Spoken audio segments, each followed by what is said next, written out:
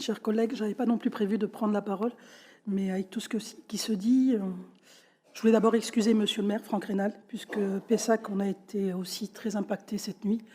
On a eu 3 quartiers politiques de la ville qui ont été en feu aussi. Et donc, il a passé la nuit et ce matin, essayer de coordonner avec les services de police et les pompiers, et puis d'être au plus proche des habitants. Je voulais aussi remercier, comme mes collègues, les services de la ville et de la métropole, puisqu'ils ont été présents avec nous. Et je voudrais aussi avoir une pensée pour ce jeune de 17 ans, parce qu'il ne faut pas oublier que c'est un jeune de 17 ans qui a perdu la vie. On peut tous parler, on peut tous dire des choses, mais il y a un jeune de 17 ans qui est mort. Et c'est très grave. On est en République, la justice doit passer effectivement, mais j'ai aussi une pensée pour sa maman. Elle avait un fils et elle l'a perdu. Je suis maman et je me dis, on s'en remet pas. Elle s'en remettra jamais. Et elle reste digne, cette maman. Elle reste très digne. Parce que hier, elle a pris la parole et elle a dit quelque chose qui est très vrai. Elle ne rejette pas l'institution. Elle en veut à une personne, à la personne qui a tué son fils. Et je trouve que dans ce moment où tout le monde est en colère, on a tous des propos, alors je suis aussi outrée par certains propos qui ont été dits, c'est aussi pour ça que je prends la parole, mais cette maman, je voudrais aussi qu'on pense à elle, parce qu'elle a eu l'intelligence, ou je ne sais pas, la force, parce que je pense que c'est aussi une force, de se dire que c'est une personne qui a abattu son fils, et non pas l'institution qui a abattu son fils.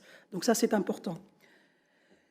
Donc voilà, ça m'a touché de voir ce qu'elle disait. Après, je voudrais aussi penser à la police nationale, à nos collègues fonctionnaires d'État qui sont sur le terrain, qui ont été débordés cette nuit.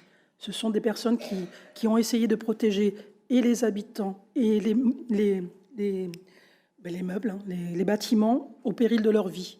Parce que quand on voit les images, je me dis qu'ils sont aussi courageux d'avoir été sur le terrain, et les pompiers aussi.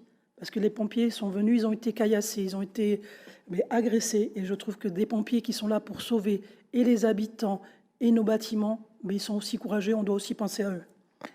Après, il faut aussi penser aux habitants. Ils ont effectivement une double peine, parce que les premiers impactés, ce sont eux. Quand on se réveille le matin et qu'on voit sa voiture brûler, et que sa voiture, ça nous sert à travailler, et qu'ils n'ont pas d'autres moyens d'en acheter une autre, mais c'est un vrai drame. Et moi, je connais une personne qui, ce matin, devait partir en week-end, en vacances là ce week-end, avec ses enfants, c'était les vacances de toute l'année, eh bien, elle ne peut pas partir parce que sa voiture, elle a été brûlée. C'est un vrai drame. Et effectivement, il y a des gens qui ont tout perdu. Il y a des gens qui ont des commerces, qui sont des commerces de proximité, qui passent leur temps à faire du lien social. Et ce sont les seuls qui sont au plus près des habitants, qui sont ouverts 24 heures sur 24 et qui n'ont plus rien ce matin.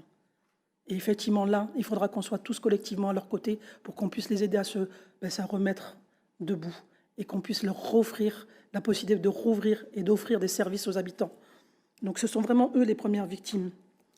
Je voudrais aussi qu'on se dise qu'on doit avoir trois choses importantes aujourd'hui. On doit avoir de l'apaisement, du justice et du discernement. De l'apaisement, ce sont les habitants qui sont les premiers impactés. De la justice, il faut laisser le temps au temps. Effectivement, il faut que la justice, elle passe et il faut qu'on prenne le temps. Du discernement, c'est une tragédie, comme je disais tout à l'heure, qui n'est que le fait d'une personne, de deux avec son collègue, parce qu'ils étaient quand même deux.